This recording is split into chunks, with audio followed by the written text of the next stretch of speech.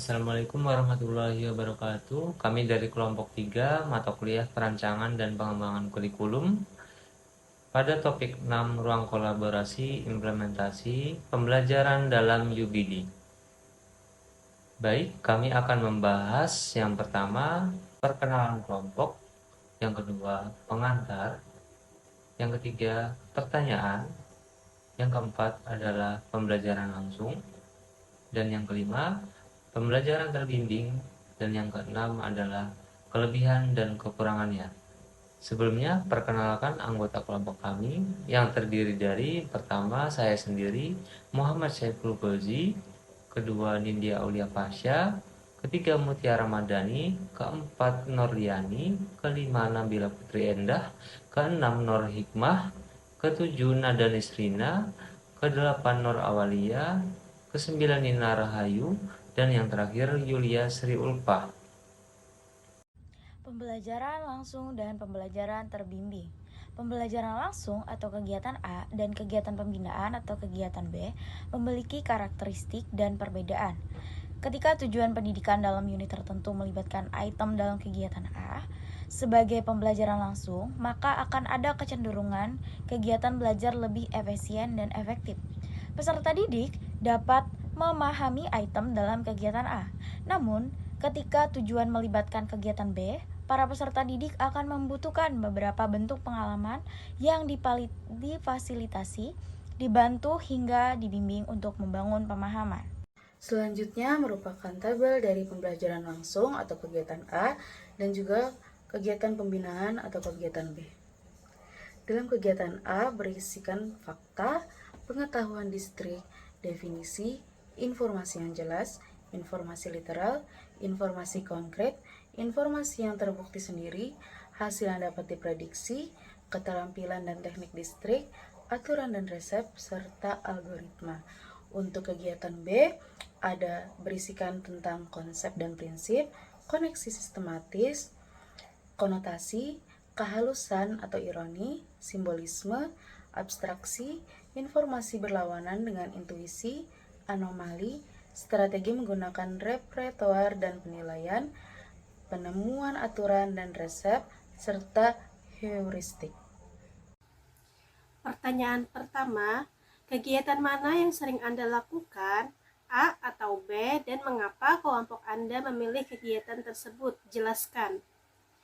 Jadi di sini kelompok kami sering menggunakan kegiatan B, yaitu pembelajaran terbimbing.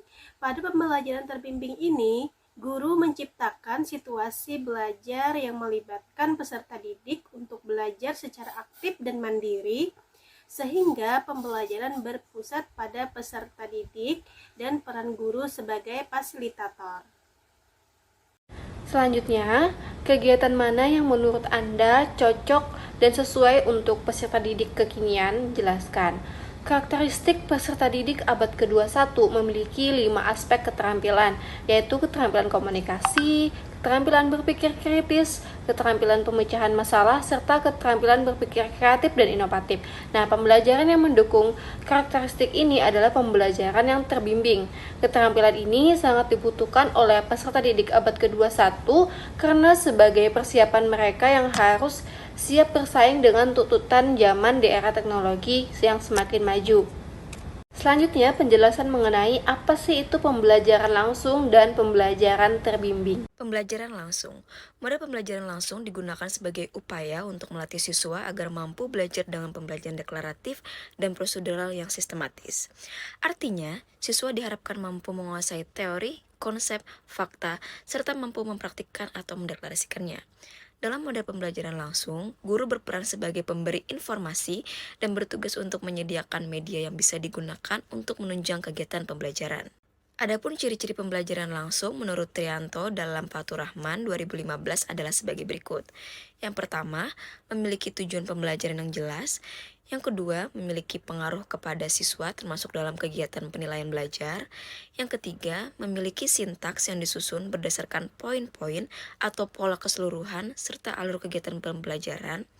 Yang keempat, sistem pengelolaan dan lingkungan belajar disesuaikan dengan model pembelajaran sehingga bisa mencapai keberhasilan proses pembelajaran. Di antara beberapa kelebihannya yaitu dapat digunakan dalam kelompok kelas besar maupun kecil. Yang kedua, membantu siswa untuk memahami konsep teori dan praktik secara jelas. Tiga, mampu menstimulasi siswa untuk tertarik dengan konsep atau mata pelajaran tertentu. Yang keempat, sebagai metode untuk menjelaskan suatu informasi kepada siswa yang kurang berminat dalam membaca dan kurang mampu mengartikan suatu informasi. Yang kelima, bisa digunakan untuk mengutarakan pengetahuan yang tidak ada di buku, terlebih bila guru bisa menceritakan pengalaman hidup dalam menuntut ilmu. Yang keenam, materi yang didapat siswa dengan mode pembelajaran langsung bisa dikontrol secara sistematis, di mana hal ini membuat inti materi bisa tersampaikan dengan jelas. Yang terakhir yaitu mode pembelajaran langsung bergantung pada kemampuan refleksi guru sehingga proses pembelajaran dapat terus dievaluasi dan diperbaiki. Selanjutnya yaitu beberapa kekurangan dari model pembelajaran langsung ini. Yang pertama, tidak semua siswa memiliki kemampuan mengolah informasi, memperhatikan, mencatat, dan mendengar yang baik. Hal ini bisa menghambat pelaksanaan pembelajaran langsung, kecuali guru bisa lebih sabar dalam menyampaikan materi pembelajaran. Yang kedua, pembelajaran langsung bersifat pasif, sehingga siswa akan kesulitan dalam mengembangkan keterampilan sosial, berdiskusi, dan bertanya. Yang ketiga, sebab pembelajaran ini bersifat teacher center, maka guru dituntut untuk memiliki wawasan luas karena harus mampu meyakinkan siswa bahwa pembelajaran akan menyenangkan. Yang keempat, siswa dituntut untuk bisa mengamati guru dengan teliti. Dan yang kelima, model pembelajaran langsung bisa membuat siswa kehilangan kesempatan untuk mengembangkan keterampilan problem solving-nya, independensi, dan keaktifan siswa sendiri. Selanjutnya yaitu beberapa kekurangan dari model pembelajaran langsung ini. Yang pertama, tidak semua siswa memiliki kemampuan mengolah informasi, memperhatikan, mencatat, dan mendengar yang baik. Hal ini bisa menghambat pelaksanaan pembelajaran langsung, kecuali guru bisa lebih sabar dalam menyampaikan materi pembelajaran. Yang kedua, pembelajaran langsung bersifat pasif, sehingga siswa akan kesulitan dalam mengembangkan keterampilan sosial, berdiskusi, dan bertanya. Yang ketiga, sebab pembelajaran ini bersifat teacher center, maka guru dituntut untuk memiliki wawasan luas karena harus mampu meyakinkan siswa bahwa pembelajaran akan menyenangkan. Yang keempat, siswa dituntut untuk bisa mengamati guru dengan teliti. Dan yang kelima, model pembelajaran langsung bisa membuat siswa. Selanjutnya yaitu pembelajaran terbimbing. Dalam teori belajar konstruktivis, belajar dipandang sebagai suatu proses aktif di mana anak belajar melalui pengalaman mereka sendiri. Pengalaman tersebut menjadi bahan-bahan dalam mengkonstruksi pengetahuan dan kompetensi yang lain. Prinsip ini melahirkan suatu model pembelajaran melalui penemuan atau discovery model, di mana anak diarahkan oleh guru untuk menemukan sendiri pengetahuannya, tidak dengan cara diberi secara langsung. Nah, panduan yang jelas. Pembelajaran terbimbing ini ditandai dengan adanya panduan atau arahan yang jelas bagi peserta didik tentang apa yang harus mereka pelajari. Nah, bagaimana cara melakukannya dan kriteria penilaian yang digunakan. Selanjutnya, interaksi guru dan siswa. Guru berperan aktif dalam memberikan bimbingan, mendukung, dan memfasilitasi pembelajaran siswa melalui interaksi langsung, baik dalam sesi kelompok maupun individual. Selanjutnya ada umpan balik konstruktif. Pembelajaran terbimbing memungkinkan adanya umpan balik langsung dari guru yang membantu siswa memahami kekuatan dan area yang perlu ditingkatkan dalam pemahaman atau keterampilan mereka. Selanjutnya yaitu tujuan pembelajaran yang jelas. Nah, pembelajaran terbimbing memiliki tujuan pembelajaran yang spesifik dan dapat diukur, yang membantu siswa fokus dan mengarahkan upaya pembelajaran mereka. Nah, selanjutnya yaitu pemilihan metode. Pembelajaran yang tepat Guru menggunakan sebagai metode pembelajaran yang sesuai dengan kebutuhan dan karakteristik siswa, seperti diskusi kelompok, pemodelan, latihan praktis, dan proyek kolaboratif. Yang pertama ialah panduan yang jelas. Panduan yang jelas adalah pembelajaran terbimbing yang ditandai dengan adanya panduan atau arahan yang jelas bagi peserta didik tentang apa yang harus dipelajari, bagaimana cara melakukannya, dan kriteria penilaian yang digunakan. Yang kedua adalah interaksi guru dan siswa. Nah, di sini guru berperan aktif dalam memberikan bimbingan, mendukung, dan memfasilitasi pembelajaran siswa melalui interaksi langsung, baik dalam sesi kelompok maupun individu.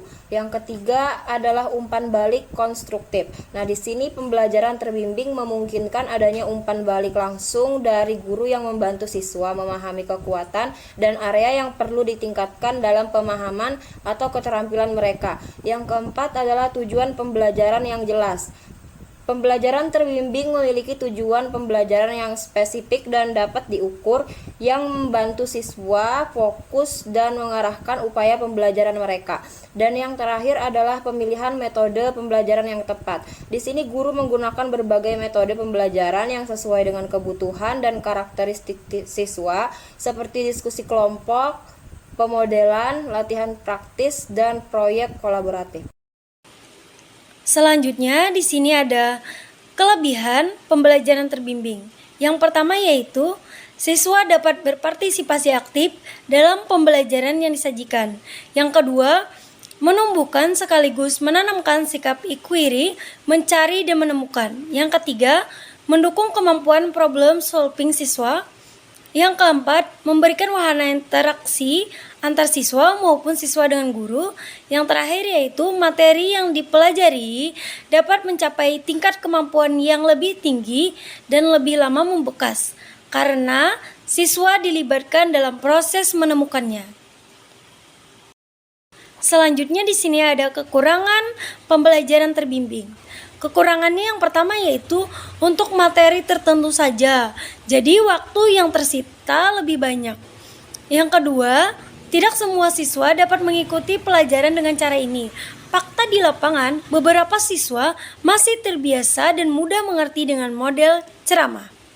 Yang terakhir yaitu tidak semua topik pelajaran cocok dengan model ini.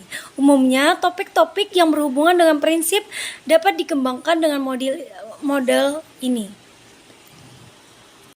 Baik, terima kasih.